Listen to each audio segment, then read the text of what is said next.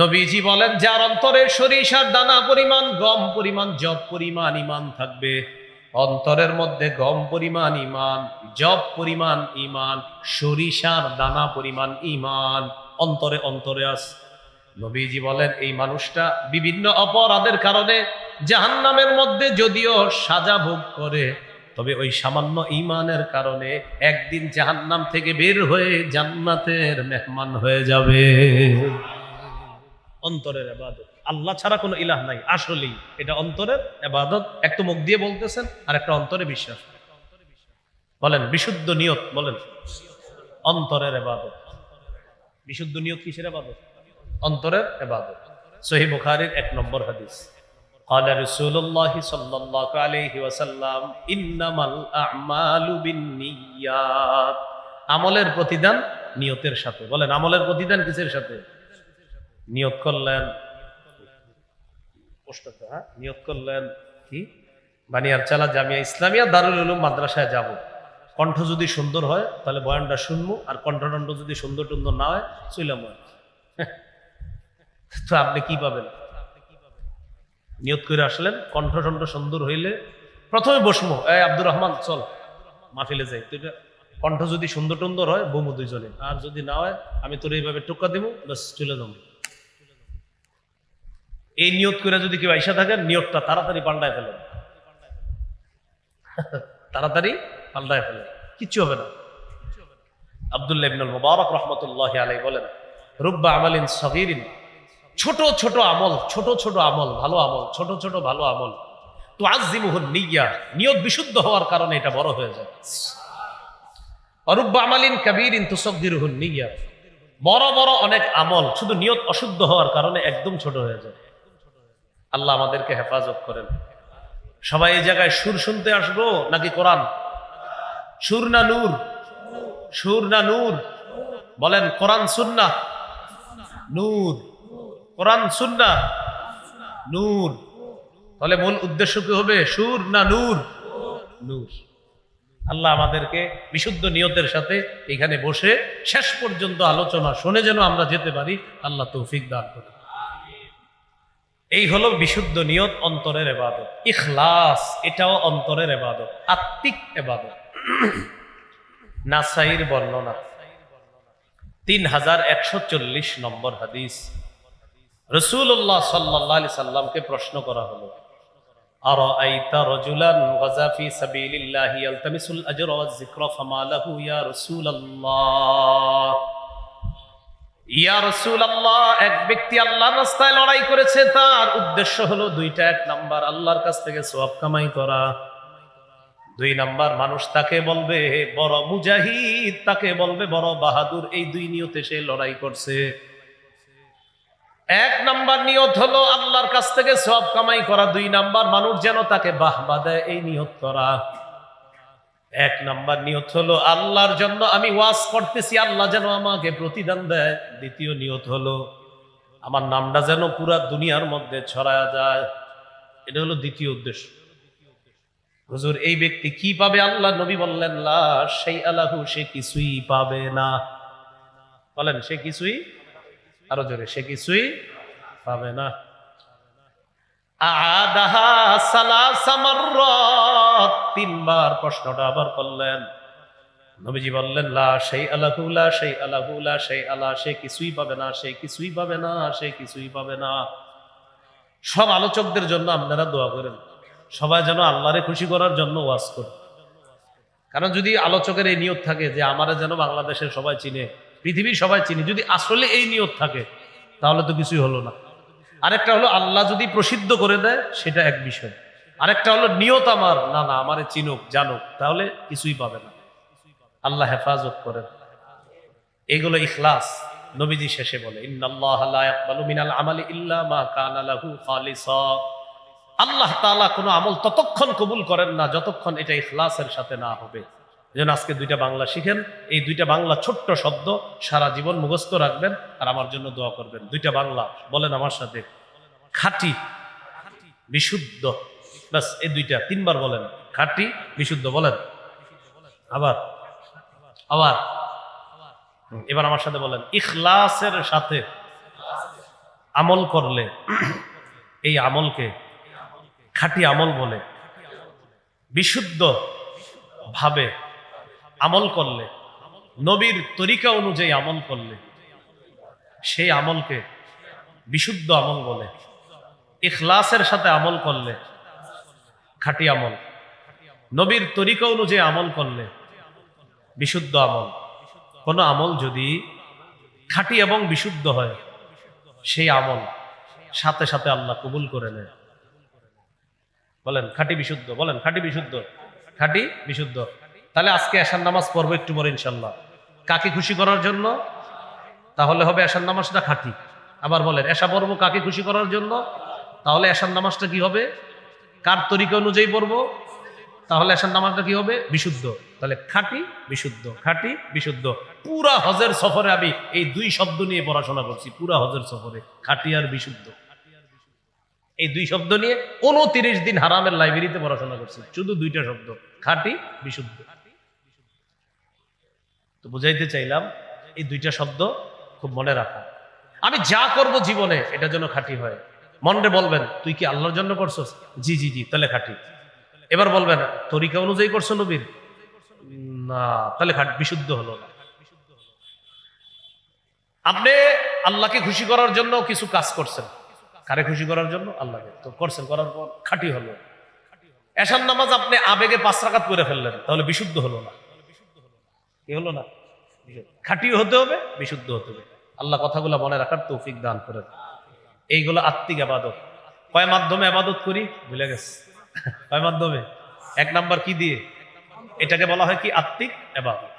এবার আসেন, অন্তরের বিশুদ্ধ নিয়তের সাথে যদি শহীদ হওয়ার নিয়ত করেন, আসেনি এই জায়গায় কারণ শহীদ হওয়ার নিয়ত আছে? সহিহ মুসলিমের বর্ণনা 1909 নম্বর হাদিস। قال رسول الله صلى الله عليه وسلم من سأل الله الشهادة بصدق, কোন ব্যক্তি যদি অন্তর থেকে শহীদ হওয়ার নিয়ত করে, আল্লাহ আমি আসলেই শহীদ হব এই নিয়ত করছে, বাল্লাগাহুল্লাহু মানাজিলাশ শুহাদা ওয়া ইন মাতা আলা ফিরাশিহি, ওই ব্যক্তি যদি তার বিছানায় মারা যায় আল্লাহ তাআলা তাকে শহীদদের মর্যাদায় পৌঁছায় দিবেন। নিয়ত ওই কলবে কি আছে এটা আল্লাহ জানে। সহিহ বুখারীর বর্ণনা 7601 নম্বর হাদিস, 501 নম্বর, 7501 নম্বর হাদিস। হাদিসটা হাদিসে কুদসি। আল্লাহ তাআলা বলেন, ইদা আরাদা আবদি আইয়ামালা সাইয়্যাতান ফালা তাকতুবুহা হাত্তা ইয়ামালাহা, কোন বান্দা যখন গুনাহের নিয়ত করে আল্লাহ তাআলা বলেন, ও ফেরেশতারা আমার বান্দা গুনাহটা না করা পর্যন্ত লেখো না, লেখো না। সুবহানাল্লাহ। কোন বান্দা যখন গুনাহের নিয়ত করে আল্লাহ বলে আমার বান্দা গুনাহটা না করা পর্যন্ত গুনাহ লিখবা না। আমার আল্লাহ কত মহান, একবার চিন্তা করেন। আমি আপনি প্রকাশ্যে যত কাজ করি, যত কথা বলি, গোপনে যত কাজ করি, যত কথা বলি, যদি আল্লাহ পছন্দ করে বাস এটাই ইবাদত হয়ে যাবে। আপনারা এখন প্রকাশ্যে বয়ান শুনতেছেন, এটা একটা প্রকাশ্য আমল। আমি প্রকাশ্যে বয়ান করতেছি, এটা একটা প্রকাশ্য আমল। আমাদের এই 2 শ্রেণীর আমলটা যদি, আমার বলাটা আর আপনাদের শ্রবণ করাটা যদি আল্লাহ পছন্দ করেন, বাস আমাদের এই বলা আর শ্রবণ করা এটা ইবাদত হয়ে যাবে। এ হলো আজকের আলোচনার প্রথম আলোচনা। দ্বিতীয় আলোচনা, পবিত্র কোরআনে ইবাদতের ব্যাপারে মৌলিক কি বলা হয়েছে। পবিত্র কোরআনে ইবাদত বা দাসত্ব 2 প্রকার। 1 নম্বর আল উবুদিয়াতুল আম্মাহ, সাধারণ দাসত্ব। 2 নম্বর আল উবুদিয়াতুল খাসা, বিশেষ দাসত্ব। সাধারণ দাসত্বের মধ্যে এই পৃথিবীর সবাই অন্তর্ভুক্ত, ইচ্ছায় অনিচ্ছায় সবাই অন্তর্ভুক্ত। সাধারণ দাসত্বের মধ্যে কাফেররাও অন্তর্ভুক্ত, বেঈমানরাও। কেন? কাফেররা খাবার খায়, তারা ভাত খায়, ডাল খায়, গোস্ত খায়, এগুলা আল্লাহ রিজিক। আল্লাহকে না মানলেও আল্লাহ রিজিকটা তো খাইতেছে। তাহলে এরা স্বীকার করে না, এদের ইচ্ছা নাই স্বীকার করার, এরপরেও অনিচ্ছায় হলেও রিজিক গ্রহণ করার ক্ষেত্রে আল্লাহর দাসত্ব তারা স্বীকার না করলেও মেনে নিচ্ছে, কিন্তু স্বীকার করে না। এটা সাধারণ দাসত্ব। আল্লাহ তাআলা এই ব্যাপারে সূরা মারইয়ামের 93 নম্বর আয়াতে বলেন, ইন কুল্লু মান ফিস সামাওয়াতি ওয়াল আরদি ইল্লা আতির রহমানি আবদা। আসমান জমিনের যা আছে সবাই রহমানের কাছে দাস রূপে, গোলাম রূপে, বান্দা রূপে, সাধারণ দাস রূপে সবাই আল্লাহর কাছে, রহমানের কাছে উপস্থিত হবে, আসবে। এটা সাধারণ দাসত্ব। 2 নাম্বার আল উবুদিয়াতুল খাসসা, বিশেষ দাসত্ব। বিশেষ দাসত্বের মধ্যে সবাই অন্তর্ভুক্ত না, শুধু আল্লাহর বিশেষ বান্দারাই অন্তর্ভুক্ত। সূরা ফুরকানের 63 নম্বর আয়াতে আল্লাহ বলেন, ওয়াইবাদুর রহমানিল্লাযীনা ইয়ামশুনা আলাল আরদি হাওনা ওয়াইযা খাতাবাহুমুল জাহিলুনা ক্বালু সালামা। রহমানের প্রকৃত বান্দা তারা যারা বিনয়ী হয়ে চলে, যারা নত হয়ে চলে, যারা ভদ্রভাবে চলে, তারাই রহমানের প্রকৃত বান্দা। রহমানের এই প্রকৃত বান্দা যারা, তারা আল্লাহর বিশেষ বান্দাদের অন্তর্ভুক্ত।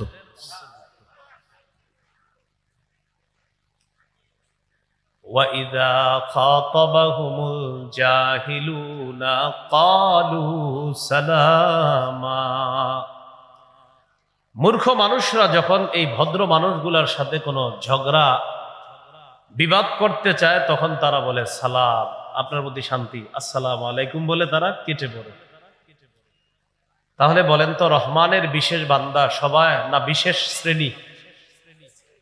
রহমানের বিশেষ বান্দা কি সবাই হবে না বিশেষ শ্রেণী? আল্লাহ আমাকে, আপনাকে, আমাদের সকলকে আল্লাহর ওই বিশেষ শ্রেণীওয়ালা বিশেষ বান্দাদের অন্তর্ভুক্ত হওয়ার তৌফিক দান করে। এজন্য কি করতে হবে? বিশেষভাবে আল্লাহর গোলামি করতে হবে। আজকের 3 নম্বর আলোচনা, হাদিসে ইবাদত সম্পর্কে কি বলা হয়েছে, এই ব্যাপারে আমি আপনাদের সামনে 5টি দৃষ্টান্ত পেশ করি। দৃষ্টান্ত নাম্বার 1, আবু দাউদের বর্ণনা 1479 নম্বর হাদিস। এই হাদিসের বর্ণনাকারী নু'মান ইবনে বাশির রাদিয়াল্লাহু তাআলা তিনি বলেন, ক্বালা রাসূলুল্লাহ সাল্লাল্লাহু আলাইহি ওয়াসাল্লাম, আদ-দুআউ হুয়াল ইবাদাহ। রাসূলুল্লাহ সাল্লাল্লাহু আলাইহি সাল্লাম বলেন, দোয়া করাটাই আলাদা একটা ইবাদত। সুবহানাল্লাহ।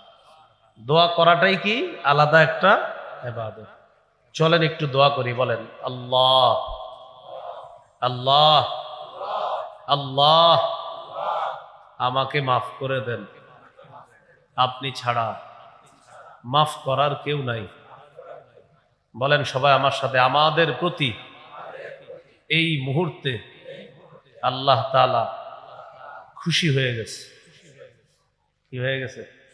ওই যে আমরা বলছি আল্লাহ মাফ করেন, আপনি ছাড়া মাফ করার কেউ নাই। কোন বান্দা এটা বলা মাত্র আল্লাহ তার প্রতি খুশি হয়ে যায়। তাহলে এই ব্যাপারে একটা হাদিস শুনে আবার মূল আলোচনা আসি। হ্যাঁ, তিরমিজির বর্ণনা 3446 নম্বর হাদিস। এই হাদিসের বর্ণনাকারী সাহাবীর নাম আলী রাদিয়াল্লাহু তাআলা আনহু। আর আলী রাদিয়াল্লাহু তাআলা আনহু থেকে হাদিসটা যিনি বর্ণনা করেছেন তার নামও আলী। তাহলে ওস্তাদের নামও আলী, ছাত্রের নামও আলী, তাবিঈ আলী, সাহাবীও আলী রাদিয়াল্লাহু তাআলা। ছাত্র আলী রহমতুল্লাহি আলাইহি বলেন, আমি আমার উস্তাদ আলী রাদিয়াল্লাহু তাআলা আনহুর কাছে গেলাম। আচ্ছা, প্যান্ডেলের ভিতর যারা আছেন সবাই আলোচনা বুঝতেছেন তো? আচ্ছা, মানে বাহিরে বোঝা যায়, আমি তো ওই মাদ্রাসা থেকে আসছি, ওখানে সুন্দর বোঝা যাইতেছে, তো এইখানেটা আপনাদের থেকে জন্য জেনে নিলাম। এখানে বুঝতেছেন তো সবাই? আচ্ছা, তো আলী রহমতুল্লাহ আলাই বলেন, আমি আলী রাদিয়াল্লাহু তাআলা আনহুর কাছে গেলাম। যাওয়ার পর আমার উস্তাদের কাছে আমি বসা। উতিয়াবি দাব্বা, আমার উস্তাদের কাছে একটি বাহন আনা হলো। ওই যুগের বাহন ঘোড়া, গাধা, খচ্চর, ওট। এই যুগের বাহন হেলিকপ্টার, বিমান, প্লেন, ট্রেন, বাস, মোটর সাইকেল, প্রাইভেট কার, এরপরে পানিপথে আছে লঞ্চ, স্টিমার, ট্রলার ইত্যাদি। ওই যুগের একটা বাহন আনা হলো হযরত আলী রাদিয়াল্লাহু তাআলা আনহুর সামনে। ফাওয়াদা রিজলাইহি ফির রিকাব। আলী রাদিয়াল্লাহু তাআলা আন তার দুই পা বাহনের পা দানিতে রাখলেন, যেখানে পা দিয়ে বাহনের উপর উঠতে হবে। পা দানিতে পা রাখার পর তিনি তিনবার বললেন, বলেন আমার সাথে, বিসমিল্লাহ, বিসমিল্লাহ, বিসমিল্লাহ। প্রিয় ভাইয়ারা, বলেন তো হযরত আলী রাদিয়াল্লাহু তাআলা আন বাহনের পাদানিতে পা রেখে কয়বার বিসমিল্লাহ বলছে? ফালাম্মাস্তাওয়া আলা যাহরিহা, তিনি যখন বাহনের পিঠে উঠে বসলেন তখন তিনি পড়লেন আলহামদুলিল্লাহ। এরপর তিনি যানবাহনে চলাচলের দোয়া পড়লেন, সুবহানাল্লাযী সাখখারা লানা হাযা ওয়া মা কুন্না লাহু মুকরিনিন ওয়া ইন্না ইলা রাব্বিনা লামুনকালিবুন। পারেন তো সবাই? হ্যাঁ, সবাই না, সবাই পারেন না তো মনে হয়। এটা শিখে নিবেন, এই দোয়াটা শিখে নিবেন। তাহলে পা দানিতে পা রেখে কয়বার বিসমিল্লাহ পড়লেন, পিঠে বসে কয়বার আলহামদুলিল্লাহ, এরপর দোয়া পড়লেন। দোয়া পড়ার পর তিনি তিনবার পড়লেন, পড়েন আলহামদুলিল্লাহ, আলহামদুলিল্লাহ, আলহামদুলিল্লাহ। এরপর তিনবার পড়লেন আল্লাহু আকবার, আল্লাহু আকবার, আল্লাহু আকবার। এরপর তিনি পড়লেন, পড়েন আমার সাথে, সুবহানাকা ইন্নী ক্বাদ যালামতু নাফসি ফাগফিরলি ফাইন্নাহু লা ইয়াগফিরুয যুনুবা ইল্লা আনতা। এটা পড়লেন। তাহলে বলেন তো, পাদানিতে পা রেখে কি পড়লেন? কয়বার? আমরা বাসের দরজায় পা রেখে তিনবার পড়বো। কি পড়েন তো? বিসমিল্লাহ, বিসমিল্লাহ। বাহনের পিঠে বসে তিনি কয়বার বললেন আলহামদুলিল্লাহ? আমরা বাসের সিটে বসে পড়বো আলহামদুলিল্লাহ। এরপর তিনি যানবাহনে চলাচলের দোয়া পড়লেন, আমরা এরপর পড়বো সুবহানাল্লাযী সাখখারা লানা হাযা ওয়া মা কুন্না লাহু মুকরিনিন ওয়া ইন্না ইলা রাব্বিনা লামুনকালিবুন।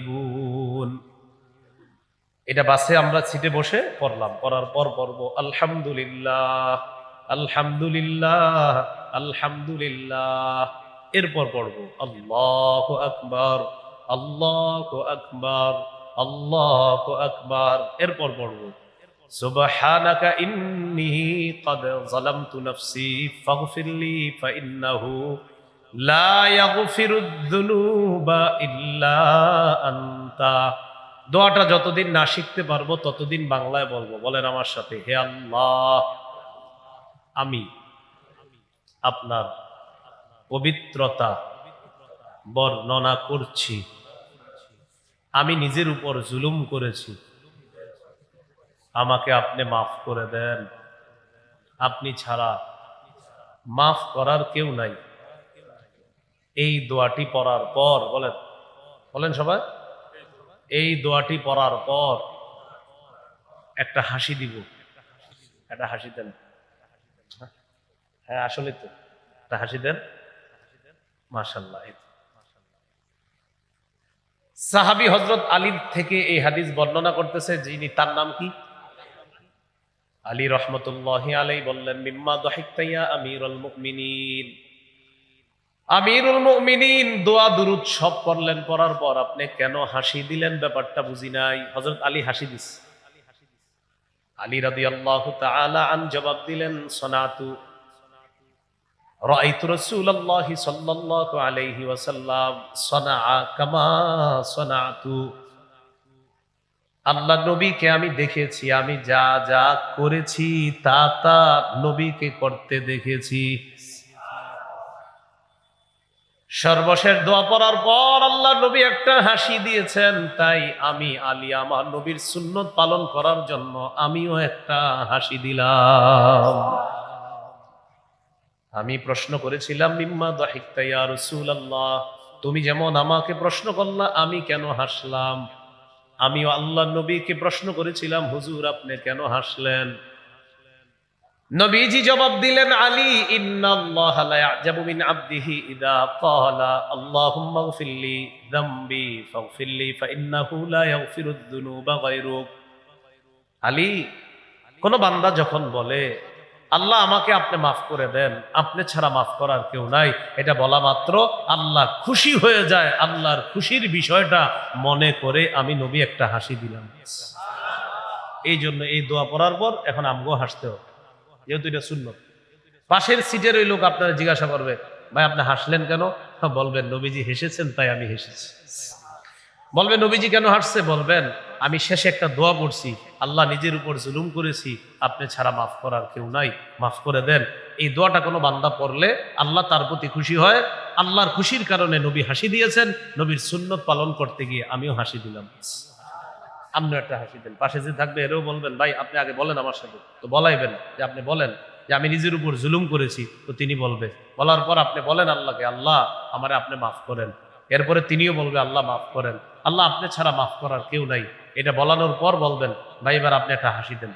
তো উনি হাসি দিবে। হাসি দেওয়ার পর বলবেন, আপনারে কেন হাসাইলাম জানেন? আপনি যখন আল্লাহকে বলছেন আল্লাহ আপনি আমাকে মাফ করেন, আপনি ছাড়া মাফ করার কেউ নাই, এই দোয়াটা পড়া মাত্র আল্লাহ আপনার প্রতি খুশি হয়ে গেছে।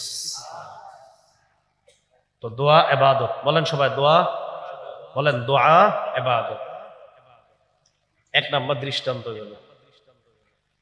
দৃষ্টান্ত নাম্বার 2, আবু দাউদের হাদিস 1173 নম্বর হাদিস। হাদিসের বর্ণনাকারী আয়েশা সিদ্দিকা রাদিয়াল্লাহু তাআলা আনহা, তিনি বলেন, শাকান নাসু ইলা রাসূলিল্লাহি সাল্লাল্লাহু আলাইহি ওয়াসাল্লাম কুহুতাল মাতার, মানুষ আল্লাহ নবীর কাছে অভিযোগ জানাই, ইয়া রাসূলুল্লাহ বৃষ্টি হয় না, অনাবৃষ্টিতে ভুগতেছি, আপনি আল্লাহর কাছে দোয়া করেন। ফাআমারা বিমিম্বারিন ফাউদিয়া লাহু ফিল মুসাল্লা, নবীজি বললেন একটা মিম্বর বানাও, মিম্বরটা ঈদগাহের মধ্যে বসায় দাও। ওয়া ওয়া'আদান নাস ইয়াওমান ইয়াখরুজুনা ফিহি, ওয়াদা করলেন অমুক দিন আমি তোমাদেরকে নিয়ে ঈদগাহে যাব, যাওয়ার পর আল্লাহর কাছে দোয়া করব। ফাখরাজা রাসূলুল্লাহ সাল্লাল্লাহু আলাইহি ওয়াসাল্লাম হিনা বাদা হাজিবুশ শামস, সূর্য উঠছে, আলোটা মোটামুটি ছড়িয়েছে। ওই সময় সাহাবায়ে কেরামকে নিয়ে রাসূলুল্লাহ সাল্লাল্লাহু আলাইহি ওয়াসাল্লাম ঈদগাহে গেলেন। ফাকআদা আলাল মিম্বার, তিনি মিম্বরে বসলেন। ফাকাব্বারা সাল্লাল্লাহু আলাইহি ওয়াসাল্লাম, মিম্বরে বসে তিনি পড়েন আল্লাহু আকবার, দিল থেকে জোরে, দিল থেকে আল্লাহু আকবার। এরপর নবীজি পড়লেন আলহামদুলিল্লাহ। এরপর রাসূল সাল্লাল্লাহু আলাইহি সাল্লাম সাহাবীদেরকে বললেন, শাকাউতুম জাদবা দিয়ারিকুম ওয়াস্তিখারাল মাতারি আন ইববানি জামানিহি আনকুম ওয়া ক্বাদ আমারাকুমুল্লাহু আন তাদউহু ওয়া ওয়া'আদাকুম আন ইস্তাজিবা লাকুম, তোমাদের সমস্যা হলো বৃষ্টি হয় না, আল্লাহ তাআলার হুকুম হলো সমস্যাটা আল্লাহর কাছে পেশ করো, আল্লাহর ওয়াদা হলো তোমাদের সমস্যার সমাধান আল্লাহ করে দিবেন। 3 কথা শিখেন, বলেন সমস্যা আমাদের, বলেন আবার সমস্যা পেশ করার হুকুম আল্লাহর, সমস্যা সমাধানের ওয়াদা আল্লাহর। সুবহানাল্লাহ। আপনার মেয়েটার বিয়ে হচ্ছে না, সমস্যা, হুকুম আমি আল্লাহর কাছে বলো, ওয়াদা তোমার মেয়ের বিয়ের ব্যবস্থা করে দিয়ে।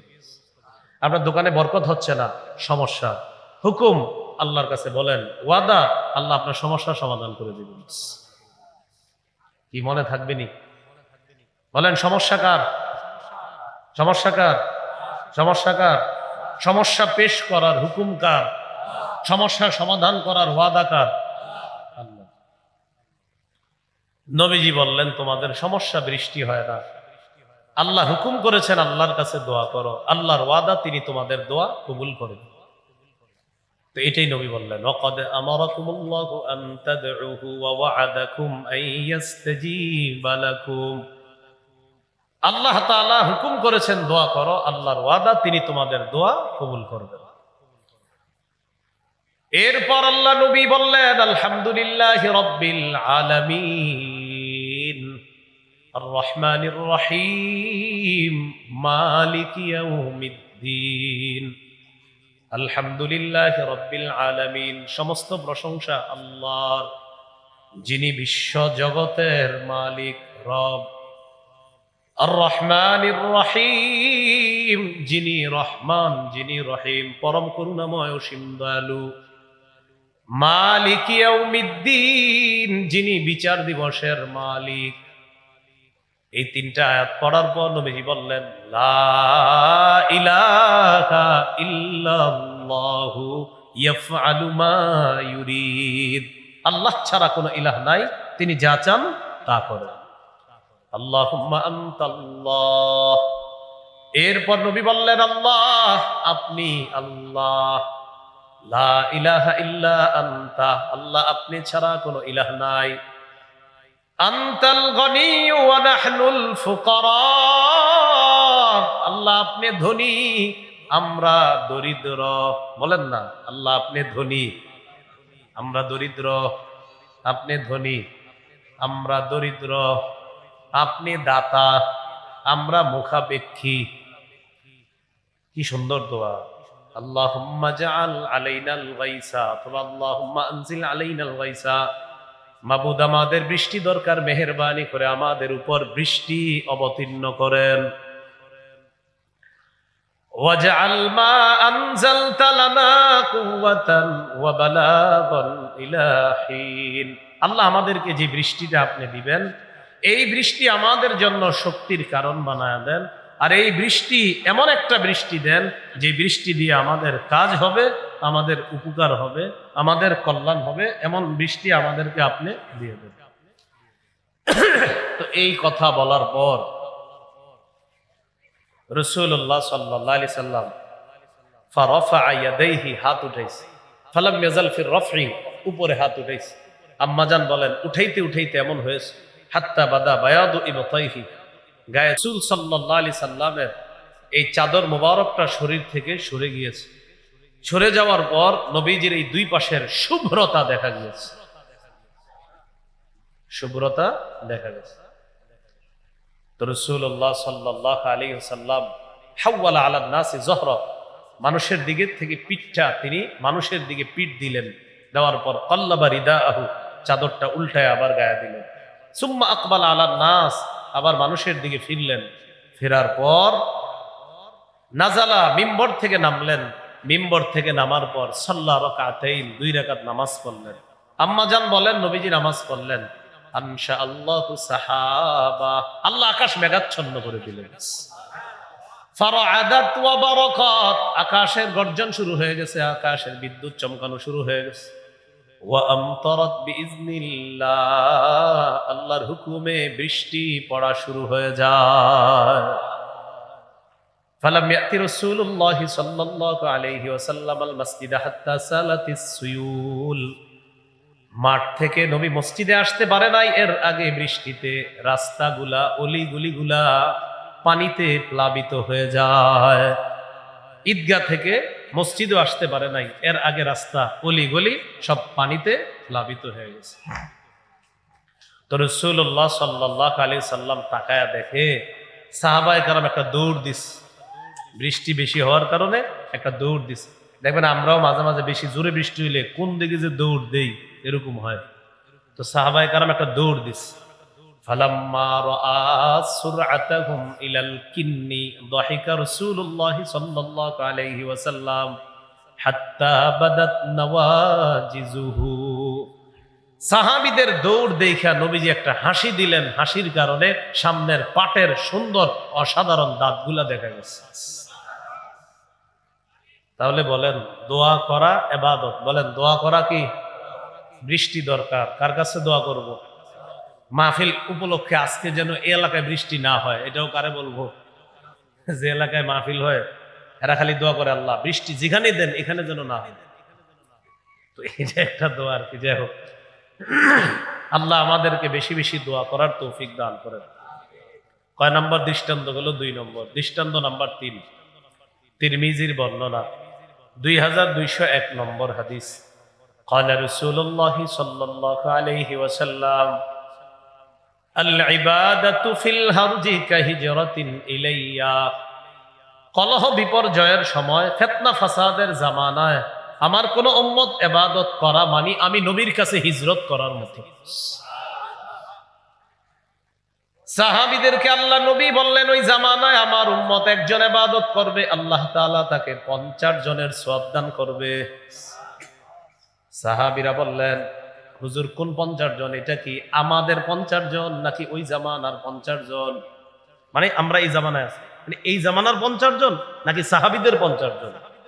নবীজি বললেন বাল আজরু 50 মিনকুম, বরং তোমাদের 50 জন।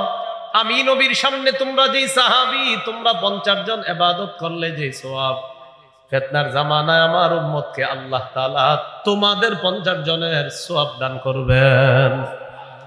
একজনকে 50 জন সাহাবীর সওয়াব দিবেন এই ফিতনার জামানায় ইবাদত করলে। এই জন্য আজকে যারা মাগরিবের নামাজ পড়ছেন অনেক ভাগ্যবান আপনারা যে আল্লাহ ইবাদত করার তৌফিক দিয়েছে। বলেন আলহামদুলিল্লাহ। কয় নম্বর দৃষ্টান্ত গুলো? 3। দৃষ্টান্ত নাম্বার 4, হাদিসের একটা কিতাব আছে নাম মুসনাদে আহমদ। এই কিতাবের 6895 নম্বর হাদিসের বর্ণনা। এই হাদিসের মধ্যে আছে রাসূলুল্লাহ সাল্লাল্লাহু আলাইহি সাল্লাম বলেন ইন্নাল আবদা ইযা কানা আলা তরিকাতিন হাসানাতিন মিনাল ইবাদা সুম্মা মারিদা কিলা লিল মালাকিল মুআক্কালি বিহি উকতুব বিমিসলি আমালিহি ইযা কানা তালিকা। হাদিসটি মন দিয়ে শুনলেন। আমরা এখানে যারা আছি আমাদের মাঝে অনেকে আছে যারা কিছু ইবাদত করে, নিয়মিত ইবাদত, তার এই ইবাদতটার ব্যাপারে এলাকাবাসী জানে না, অনেকেই জানে না, আল্লাহ জানে। তো তার কিছু ভালো ভালো ইবাদত আছে যেগুলো সে করে আল্লাহকে খুশি করার জন্য, নিয়মিত করে, একদিনও বাদ দেয় না সে। এই ব্যক্তি হঠাৎ একদিন অসুস্থ হয়ে গেছে, অসুস্থ হওয়ার কারণে ওই যে নিয়মিত সুন্দর ইবাদত করে এটা আর আজকে করতে পারে না, কিন্তু অসুস্থতার না থাকলে তিনি আজকে ইবাদতটা করতেন। মানে গতকালকে সুস্থ ছিলেন, গতকালকেও করছেন, গত 2 মাস আপনি সুস্থ ছিলেন, কোনোদিন ছাড়েন নাই, আজকে অসুস্থ হয়ে যাওয়ার কারণে ইবাদতটা করতে পারেন নাই। এতটুকু বুঝছেন নি সবাই? এতটুকু বুঝলে হাদিস বুঝবেন। ক্বালা রাসূলুল্লাহ সাল্লাল্লাহু আলাইহি ওয়াসাল্লাম, নবীজি বলেন ইন্নাল আবদা ইযা কানা আলা তরিকাতিন হাসানাতিন মিনাল ইবাদা, কোন বান্দা যখন ইবাদতের উত্তম একটা পদ্ধতি গ্রহণ করে, করার পর সুম্মা মারিদা, হঠাৎ যদি বান্দা অসুস্থ হয়ে যায়, অসুস্থতার কারণে বান্দার ইবাদতটা করতে পারে না, আল্লাহ তাআলা ফেরেশতাদেরকে বলে, ও ফেরেশতাদের দল, উকতুব বিমিসলি আমালিহি ইযা কানা তালিকা, নিযুক্ত যেই ফেরেশতা আছে তার সাথে, আমার সাথে, আপনার সাথে নিযুক্ত ফেরেশতা, লেখার যেই ফেরেশতা, আল্লাহ তাআলা বলেন আমার এই বান্দা সুস্থ থাকা অবস্থায় ইবাদতের কারণে যেই সওয়াবগুলা তোমরা লেখতা, আজকে অসুস্থতার কারণে ইবাদতটা করতে পারে নাই, সওয়াব লেখা বন্ধ করবা না। সুস্থ অবস্থায় ইবাদত করলে যেই সওয়াব লেখতা, অসুস্থতার কারণে না করলেও আমি আল্লাহ তাআলা তো কম দেই না, তার আমলনামায় ওই সুস্থ অবস্থার ইবাদতের সওয়াব লিপিবদ্ধ করে দাও। দেখছেন, হ্যাঁ, আপনি গতকালকে ইবাদত করছেন, সুস্থ ছিলেন, আজকে অসুস্থ হয়ে গেছেন, বাস আজকেও সওয়াব পেয়ে যাবেন। আল্লাহ আমাদেরকে এরকম কিছু গোপন ইবাদত আমরা সবাই যেন করতে পারি, আল্লাহ তৌফিক দান করুন। দৃষ্টান্ত নাম্বার 5, সহিহুল জামে হাদিসের কিতাব 4214 নম্বর হাদিস। এই হাদিসের মধ্যে আছে, ক্বালা রাসূলুল্লাহি সাল্লাল্লাহু আলাইহি ওয়াসাল্লাম, ফাদলুল ইলমি আহাব্বু ইলাইয়া মিন ফাদলিল ইবাদাহ। মাগরিব পড়ছেন আপনারা, পড়ার পর এই মাদ্রাসার মুতামিম সাহেব যিনি বা মাদ্রাসায় যিনি বুখারী পড়ায়, উনিও আপনাদের সাথে মাগরিব পড়ছে।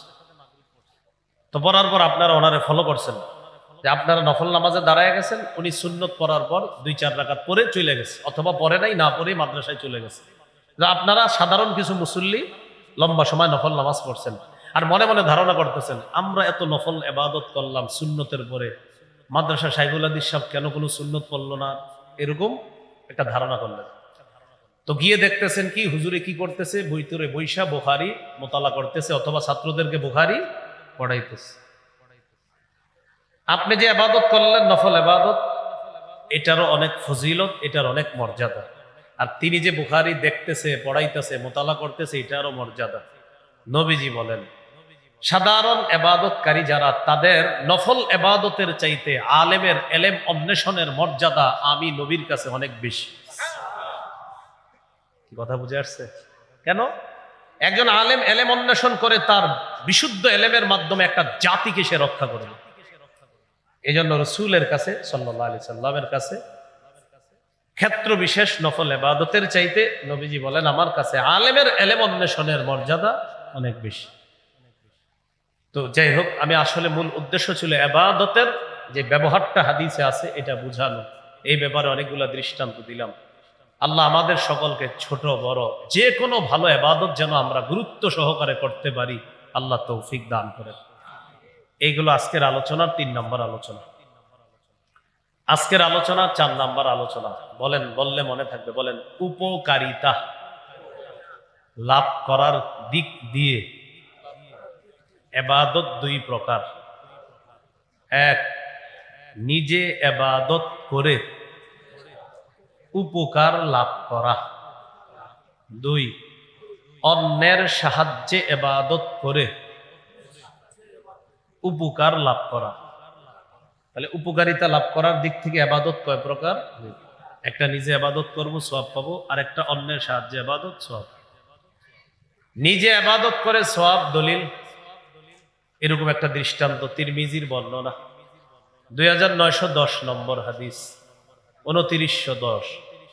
قال رسول الله صلى الله عليه وسلم من قرأ حرفا من كتاب الله فله به حسنة والحسنة بعشر أمثالها لا أقول ألف لام ميم حرف ولكن ألف حرف ولام حرف وميم حرف। কেউ যদি কোরআনের একটা অক্ষর তেলাওয়াত করে, উচ্চারণ করে, 10টা নেকি। নবীজি বলেন আলিফ লাম মিম, এই পুরাটা একটা অক্ষর এমনটা আমি বলছি না। আলিফ একটা অক্ষর, লাম একটা অক্ষর, মিম একটা অক্ষর। আলিফ লাম মিম এই 3টা অক্ষর যদি কেউ উচ্চারণ করে, তার আমল নামায় আল্লাহ তাআলা 30টা নেকি লিপিবদ্ধ করে দেয়। মসজিদে এসে বসে রয়েছেন নামাজের আগে, 5 মিনিট বাকি, 10 মিনিট, কায়দা খুলছেন, আমপারা খুলছেন, আলহামদু, হামজা লাম জবর আল, হামিম জবর হাম, আলহাম, দাল পেশ দু, আলহামদু। মজান সাহেব আমার পড়াটা দেখেন তো শুদ্ধ হয় কিনা। হামজা লাম জবর আল, হামিম জবর হাম, আলহাম, দাল পেশ দু, আলহামদু। খাদেম সাহেব আমার পড়াটা দেখেন তো শুদ্ধ হয় কিনা। হামজা লাম জবর আল, হামিম জবর হাম, আলহাম, দাল পেশ দু, আলহামদু। একদিন সাহস করে ইমাম সাহেবরে শোনায় ফেলবেন, ইমাম সাহেব হুজুর দেখেন তো শুদ্ধ হয় কিনা আমার পড়াটা। হামজা লাম জবর আল, হামিম জবর হাম, আল হাম, দাল পেশ দু, আল হামদু। আমি মোট 10 বার বইলা ফেলছি, আমার 500 নেকি হয়ে গেছে। আপনাদের কিন্তু হয়নি। এজন্য আপনারা আমি যাওয়ার পরে পড়ে নিয়েন, আপনারাও নেকিটা কামাই করে নিয়েন। হামজা লাম হামিম দাল, আবার হয়ে গেছে 50। কি এক অবস্থা, যতবার কমু 50। আলহামদু 5 অক্ষর, এ আবার 50। চিন্তা করছেন আমার কি পরিমাণ নেকি হয়ে গেল।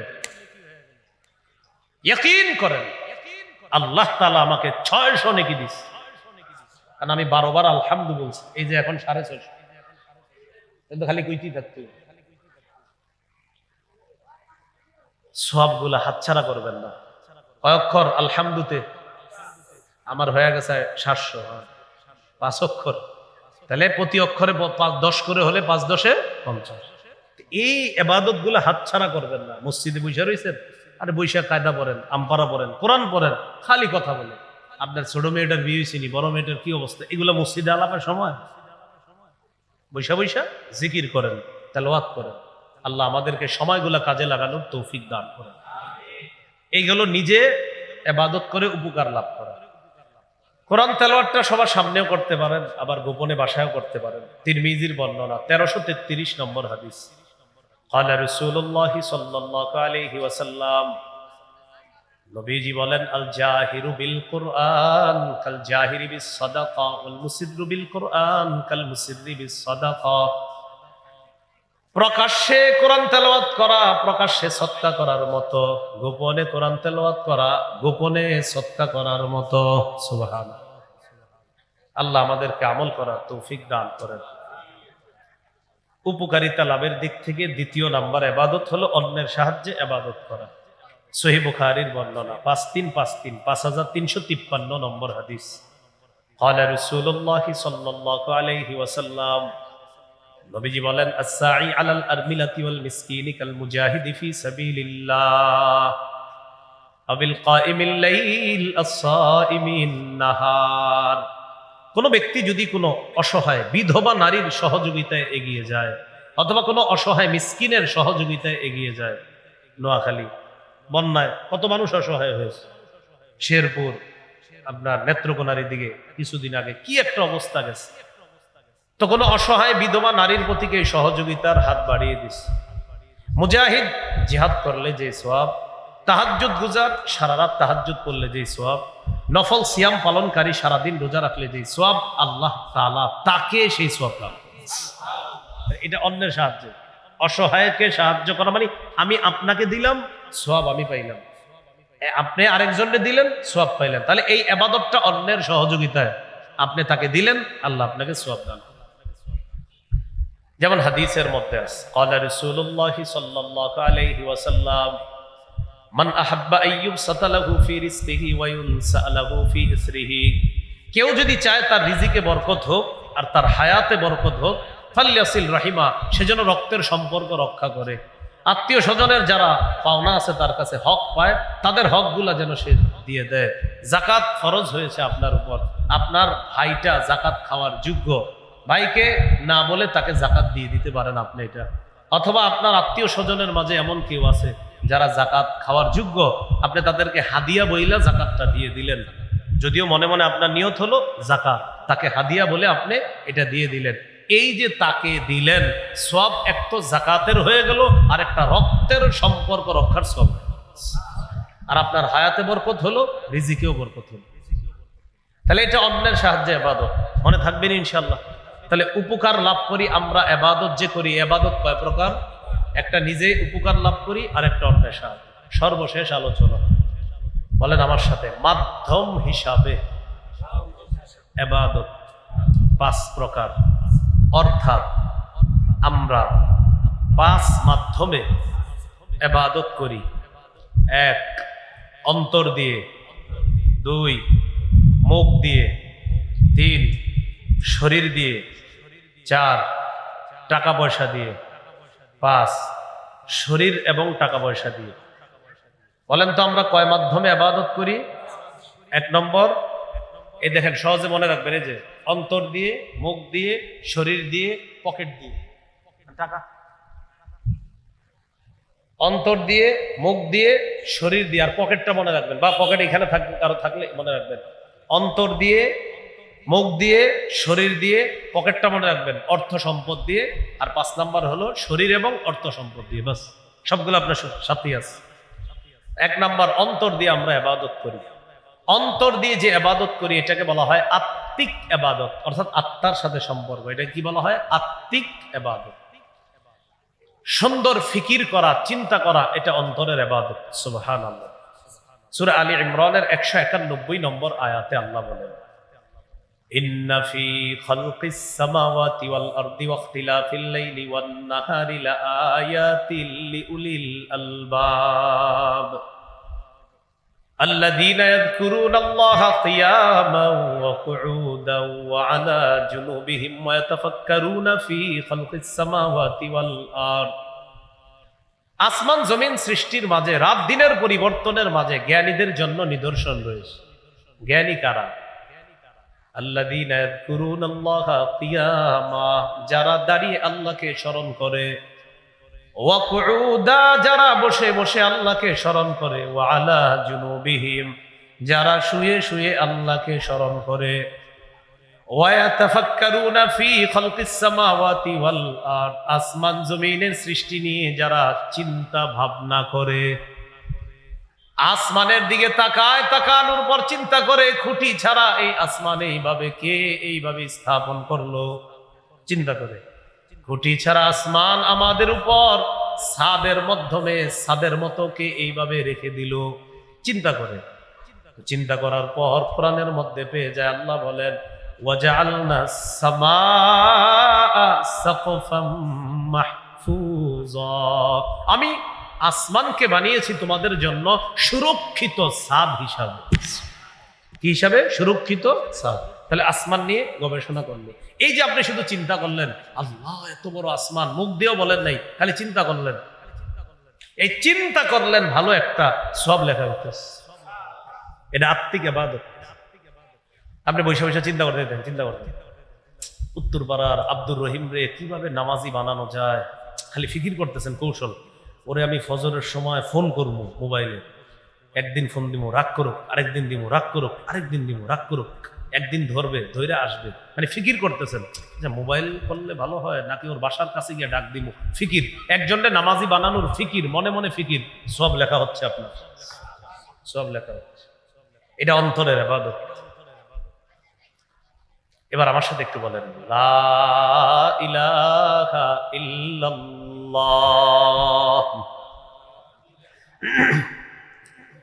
আল্লাহ ছাড়া কোনো ইলাহ নাই। এই কথা অন্তরে বিশ্বাস করার নাম ঈমান। এটাও অন্তরের ইবাদত। আল্লাহ ছাড়া কোনো ইলাহ নাই, এটা মুখ দিয়ে বলতেছেন, আর অন্তর দিয়ে না, আসলে এটা অন্তরের ইবাদত। সহিহ বুখারীর বর্ণনা 44 নম্বর হাদিস, قال رسول الله صلى الله عليه وسلم يخرج من النار من قال لا إله إلا الله وفي قلبه وزن برة من خير وفي قلبه وزن ذرة من خير وفي قلبه وزن شعيرة من خير। নবীজি বলেন, যার অন্তরে সরিষার দানা পরিমাণ, গম পরিমাণ, জব পরিমাণ ঈমান থাকবে, অন্তরের মধ্যে গম পরিমাণ ঈমান, জব পরিমাণ ঈমান, সরিষার দানা পরিমাণ ঈমান অন্তরে আছে। নবীজি বলেন, এই মানুষটা বিভিন্ন অপরাধের কারণে জাহান্নামের মধ্যে যদিও সাজা ভোগ করে, তবে ওই সামান্য ঈমানের কারণে একদিন জাহান্নাম থেকে বের হয়ে জান্নাতের মেহমান হয়ে যাবে। অন্তরের ইবাদত। আল্লাহ ছাড়া কোনো ইলাহ নাই, আসলেই এটা অন্তরের ইবাদত। একটা মুখ দিয়ে বলতেছেন, আর একটা অন্তরে বিশ্বাস। বলেন বিশুদ্ধ নিয়ত, বলেন অন্তরের ইবাদত। বিশুদ্ধ নিয়ত কিসের ইবাদত? অন্তরের ইবাদত। সহিহ বুখারীর 1 নম্বর হাদিস, قال رسول الله صلى الله عليه وسلم انما الاعمال بالنيات, আমলের প্রতিদান নিয়তের সাথে। বলেন আমলের প্রতিদান কিসের সাথে? নিয়ত করলেন,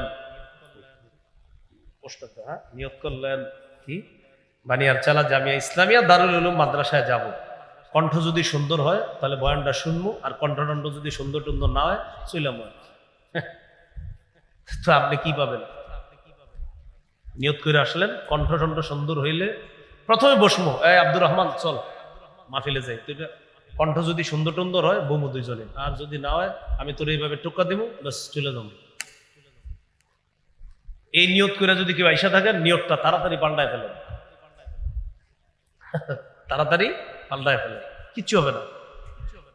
আব্দুল্লাহ ইবনুল মুবারক রাহমাতুল্লাহি আলাইহি বলেন, রুব্বা আমালিন সগীরিন, ছোট ছোট আমল, ছোট ছোট আমল, ভালো আমল, ছোট ছোট ভালো আমল, তুআজ্জিমুহুন নিয়্যা, নিয়ত বিশুদ্ধ হওয়ার কারণে এটা বড় হয়ে যায়। রুব্বা আমালিন কাবীরিন তুসাগগিরুহুন নিয়্যা, বড় বড় অনেক আমল শুধু নিয়ত অশুদ্ধ হওয়ার কারণে একদম ছোট হয়ে যায়। আল্লাহ আমাদেরকে হেফাজত করেন। সবাই এই জায়গায় সুর শুনতে আসবো নাকি কোরআন? সুর না নূর? সুর না নূর? বলেন কোরআন সুন্নাহ? নূর। কোরআন সুন্নাহ নূর। তাহলে মূল উদ্দেশ্য কি হবে? সুর না নূর? নূর।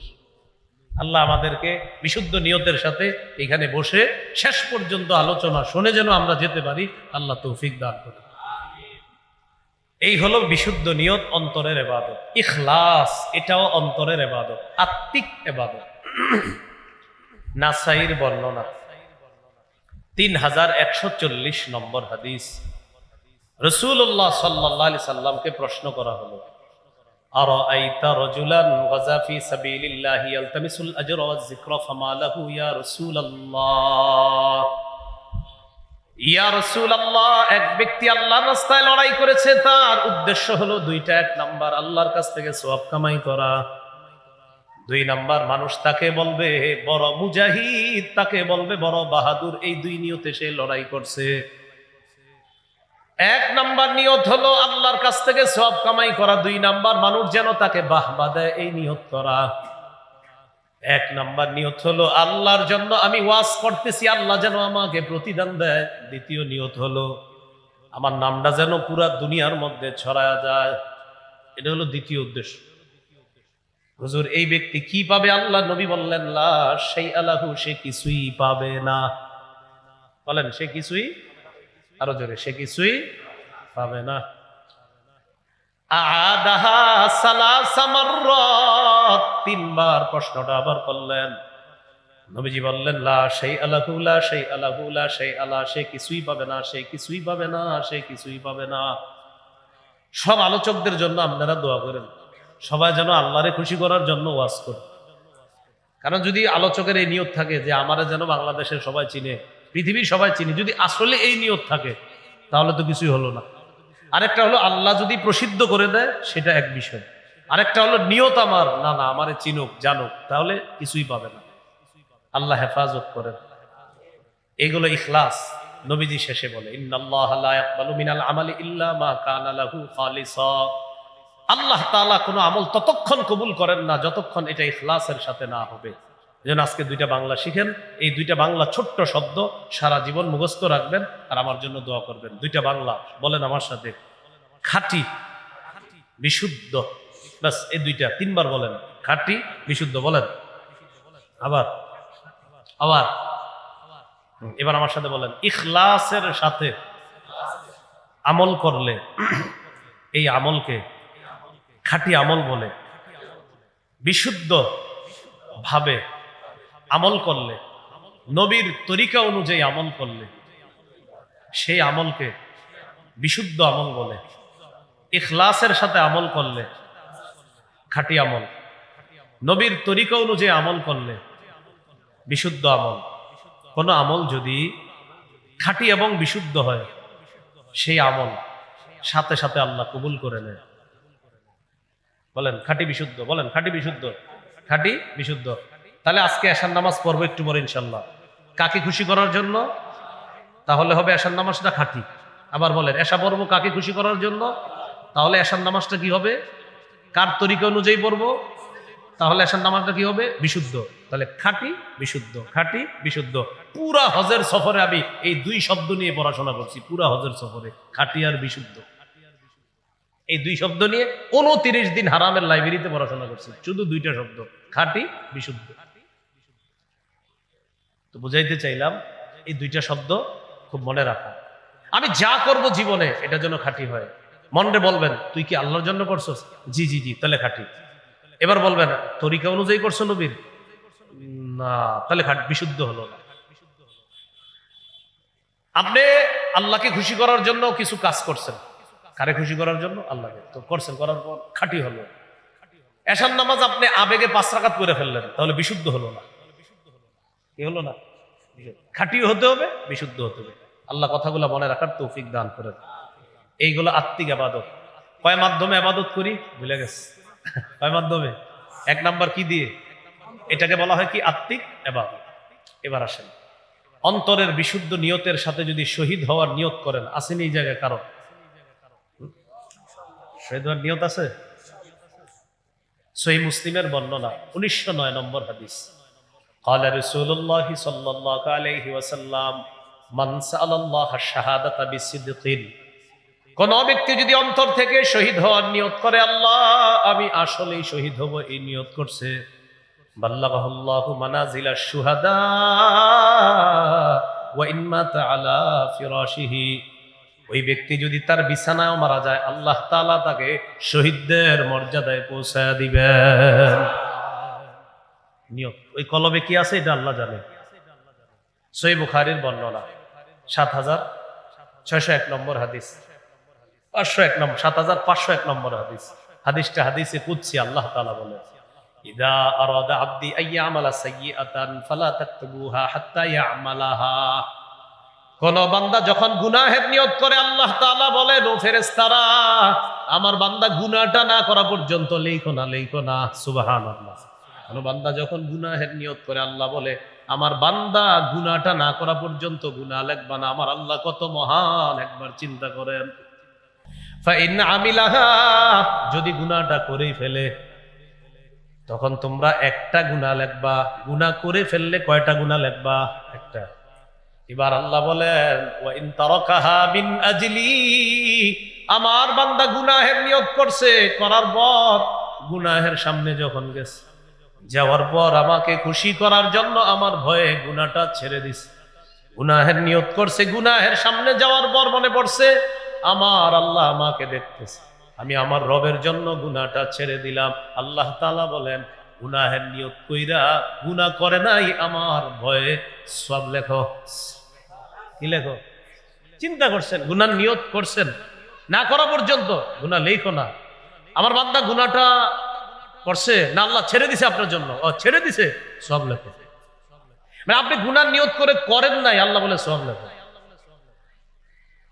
ওয়াইদা আরাদা আবদি আইয়ামালা হাসানা, আমার বান্দা যখন কোন নেক আমলের নিয়ত করে, ফাকতুবুহা, সাথে সাথে আমার বান্দার আমল নামায় লাহু হাসানাতান, একটা নেক লিখা দাও। নেক আমলের নিয়ত করলে একটা নেকি লিখা দাও। ফাইন আমিলাহা ফাকতুবুহা লাহু বিমিসলি বিআশরি আমসালিহা ইলা 700 দিআফিন, আমার বান্দা যদি ভালো কাজটা করে ফেলে, তাহলে তার আমল নামায় 10 থেকে বাড়াইতে পর্যন্ত বাড়ায় লিখে দিবে। এই হলো অন্তরের ইবাদত। 2 নাম্বার মৌখিক ইবাদত। মুখের ইবাদত কি? তেলাওয়াতুল কোরআন, কোরআন তেলাওয়াত করা মৌখিক ইবাদত। সহিহ বুখারীর 5011 নম্বর হাদিস। এক সাহাবী রাতের বেলা সূরা কাহফ তেলাওয়াত করতেছে। কানা রাজুলুন ইয়াকরাউ সূরাতাল কাহফ, সূরা কাহফ পড়তেছে। তাগাশশাতহু সাহাবা, আকাশের মেঘ নিচের দিকে আসতেছে। তিনি যেখানে তেলাওয়াত করতেছে, মেঘ এদিকে আসতেছে, মেঘের মতো একটা। ফাজআলাত তাদনু, শুধু নিচের দিকে আসে।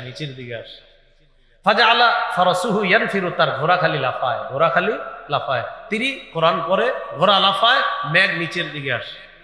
পরের দিন রাসূল সাল্লাল্লাহু আলাইহি সাল্লামের কাছে গেছে।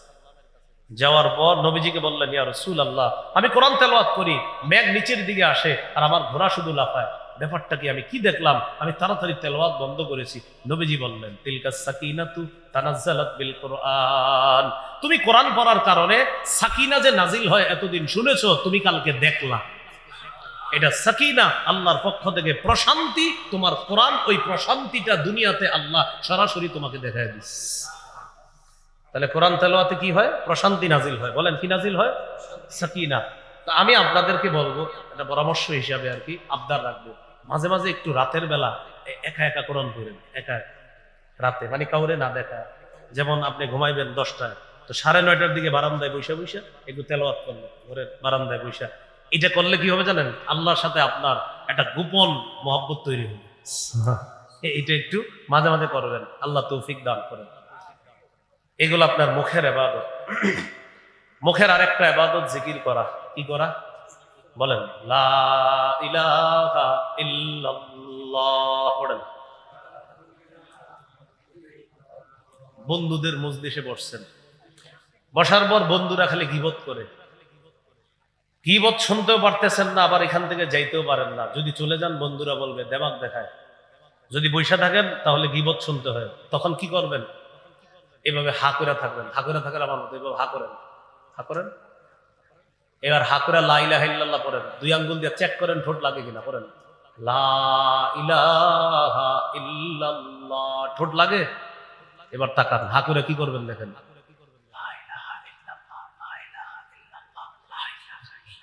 বন্ধুরা মনে করবে কি মন দিয়া কথা শুনতেছে, আপনি খালি এরকম করবেন। সুবহানাল্লাহ বললে ঠোঁট লাগবে, আলহামদুলিল্লাহ বললে ঠোঁট লাগবে, বুঝে ফেলবে যে ও কি জানি বলতেছে। লা ইলাহা ইল্লাল্লাহ বললে ঠোঁট লাগবে না, বন্ধুরা মনে করবে কথা শুনতেছে। তিরমিজির বর্ণনা, আল্লাহ রাসূল বলেন, ইল্লা ফুতিহাত লাহু আবওয়াবুস সাবা হাত্তা তুফজিয়া ইলাল আরশ, আসমানের সবগুলা দরজা খুলে দেওয়া হয়েছে আপনার লা ইলাহা ইল্লাল্লাহ যেন আরশ পর্যন্ত পৌঁছে যায়। এরা মনে করে আপনি গল্প শুনতেছেন, কিন্তু আপনি তো আরশে আপনার লা ইলাহা ইল্লাল্লাহ পাঠাইতেছে। বুদ্ধিটা মনে থাকবে নি? এজন্য আমি সাধারণত এরকম ইয়াতে পড়ি না, কখনো যদি পড়া যাই এছাড়া তো উপায় নেই। এখানে বসবেন কিভাবে আপনি? সাধারণত আমি কোথাও বসিও না আপনার, আমি বসি না আমার নিজের সেলফ ডিফেন্স, নিজের জন্য। আমি বসলে আমার দ্বারা গীবত হবে, এই জন্য দেখবেন মাহফিল, ক্লাস, বাসা, এছাড়া সাধারণত আমি একান্ত কোনো পরিচিত ছাড়া কোথাও আমি বসি না। বসলে আমার দ্বারাই গীবত হবে, এই জন্য আমি টেনশনে থাকি, এই জন্য আমি বসি না, মজলিস এড়াইয়া চলি। কোথাও খানাও খাই না, বাসা থেকে নিয়ে আসি যেন কারোর সামনে বসে কথা বলতে না হয়। এটা আবার কেউ মাইন্ডে নিবেন না, আল্লাহ আমাদেরকে বুঝার তৌফিক দান করেন।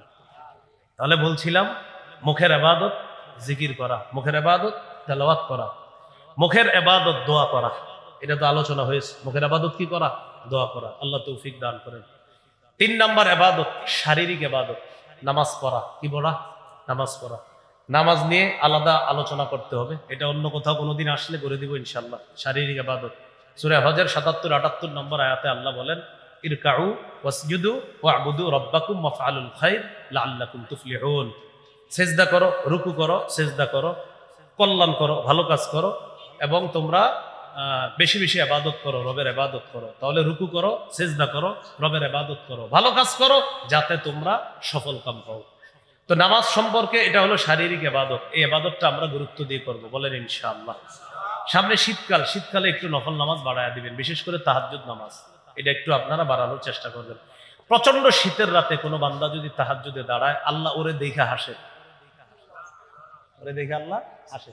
সহিহুত তারগিব কিতাবের নাম 630 নম্বর হাদিস, নবীজি বলেন, রাজুলুন কামা ফি লাইলাতিন বারিদাতিন, এক ব্যক্তি রাতের বেলা, প্রচন্ড শীতের রাত, এই রাতের বেলা কি করছে?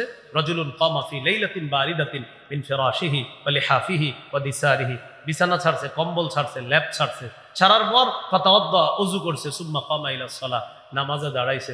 আল্লাহ তাআলা তারে দেখে হাসতে থাকে। এ দেখো আমার বান্দা, সবাই ঘুমায় শীতে আরামে, আর আমার বান্দা নামাজ পড়তেছে। ফেরেশতাদেরকে বলে, ঘটনা কি, ও কেন নামাজ পড়ে? আল্লাহ তো সব জানে, সাক্ষী বানানোর জন্য জিজ্ঞাসা করে। ফেরেশতারা বলে, রাজা আমা ইনদাকা শাফাতাম মিম্মা ইনদাক, আল্লাহ আপনার কাছ থেকে কিছু পাইতে চায় আর আপনার আযাবের ভয়ে। আল্লাহ বলেন, আতাইতুহু মা রাজা ওয়া আম্মানতুহু মিম্মা ইয়াখাফ, আমি সে যা চায় তা দিয়ে দিলাম, আর যা ভয় পায় তা থেকে তাকে নিরাপত্তা দান করলাম। শীতকালটা একটু শারীরিক ইবাদত করব, বলেন ইনশাআল্লাহ। 4 নাম্বার আর্থিক ইবাদত, যাকাত দেওয়া। আমাদের বাংলাদেশ এটা এখনো সুদ ভিত্তিক রাষ্ট্র ব্যবস্থা, এটাকে যাকাত ভিত্তিক রাষ্ট্র ব্যবস্থা করার জন্য আমাদেরকে চেষ্টা চালাইতে হবে। সুদ ভিত্তিক রাষ্ট্র ব্যবস্থার শেষ পরিণতি ভিক্ষা করা, যাকাত ভিত্তিক রাষ্ট্র ব্যবস্থার শেষ পরিণতি ধনী হওয়া। সুদ ভিত্তিক রাষ্ট্র ব্যবস্থা বাংলাদেশ হওয়ার কারণে এখন আমরা সবাই প্রত্যেকে 1,07,000 টাকা করে ঋণ আছে। 1,07,000 টাকা প্রতিটা বাঙালি দিলে তাহলে বাংলাদেশের ঋণ সুদ হবে। তাহলে সুদ ভিত্তিক রাষ্ট্র ব্যবস্থার পরিণতি কি হইল? ভিক্ষা করাই হইল। ইবনে মাজার 2279 নম্বর হাদিস এটাই প্রমাণ করে। জাকাত ভিত্তিক রাষ্ট্র ব্যবস্থার শুভ পরিণতি হবে ধনী হয়ে যাওয়া, যার সবচেয়ে বড় দলিল হলো বর্তমান আফগানিস্তান। কোনটা বলেন তো? আফগানিস্তান। হ্যাঁ, এদেরকে সামনে রাখা। রাষ্ট্র ব্যবস্থা যেন শরিয়া আইন চালু হয়, এই জন্য আমাদের একজন ভালো শাসক আমাদের দরকার। ভালো শাসক, যোগ্য শাসক, যাকে আমরা আমাদের দেশের নেতৃত্বে বসাতে পারি। এমন একজন শাসক যিনি শরিয়া আইন চালু করবে, তার মাঝে মৌলিক গুণ থাকবে চারটা। কয়টা? সূরা হজের 41 নম্বর আয়াতে আছে। 1 নম্বর নামাজ কায়েম করবে, 2 নম্বর জাকাতের বিধান চালু করবে, 3 নম্বর নেক কাজের আদেশ করবে, 4 নম্বর অসৎ কাজের নিষেধ করবে। আমাদের রাষ্ট্র ব্যবস্থায় যদি আইন করা হয় যে ধনীরা সবাই জাকাত দিতে হবে, এই আইন যদি রাষ্ট্রীয়ভাবে করা হয়, 1 বছর যদি ধনীরা সঠিকভাবে জাকাত দেয়, পরের বছর সুদ বলবে, জাকাত তুমি ভালো থেকো, আমি সুদ বিদায় নিচ্ছি। সঠিকভাবে 1 বছর যদি জাকাত দেয়, জাকাত ভিত্তিক রাষ্ট্র ব্যবস্থা। তো বলছিলাম 4 নাম্বার আর্থিক ইবাদত, এটা হলো জাকাত, সদকা দেওয়া, আর্থিক ইবাদত। 5 নাম্বার আর্থিক এবং শারীরিক ইবাদত, হজ করা। কি করা? হজ করা। হজ করতে টাকাও লাগে, শরীরও লাগে। আল্লাহ তাআলা আমাদের সকলকে যে কথাগুলা শুনলাম, বললাম, ইবাদত সংক্রান্ত কথাগুলা গুরুত্ব সহকারে অনুধাবন করে আমাদের জীবনটা যেন আমরা ইবাদতের মাধ্যমে সাজাতে পারি, আল্লাহ তৌফিক দান করেন। ইবাদত সংক্রান্ত, বিশেষ করে নামাজ সংক্রান্ত আলোচনা, আমার একটা সংকলন আছে মিম্বরের আমানত, এটার 6 নম্বর খণ্ডে পাবেন। বিশেষ করে সালাত সম্পর্কে ইবাদতের যে আলোচনাটা, লম্বা আলোচনা সেখানে পাবেন। আপনারা অনলাইন থেকে সংগ্রহ করে নিতে পারেন। ওইখানে গাড়িতে ওরা নিয়ে এসেছে, হয়তো গাড়িতে যদি থাকে এখান থেকেও 1 থেকে 6 খণ্ড আপনারা সংগ্রহ করেন। মিম্বরের আমানত সবাই যদি পারেন সংগ্রহ করে দেন, বিবিরেও হাদিয়া দিবেন, আপনারা নিজেরাও পড়বেন। ওলামা হযরত সহ সবার জন্য, এটা একদম সবার জন্য, সবাই পড়তে পারেন। সবগুলা খণ্ডই আলাদা আলাদা বিষয়ে সাজানো। প্রথম খণ্ড সন্তানের 64টা অধিকার, দ্বিতীয় খণ্ড শিরিক বেদাত কুফর তাওহীদ, তৃতীয় খণ্ড হালাল হারাম, চতুর্থ খণ্ড স্বামীর 24টি অধিকার, স্ত্রীর 19টি অধিকার, পঞ্চম খণ্ড লা ইলাহা ইল্লাল্লাহ ব্যাখ্যা। আজকে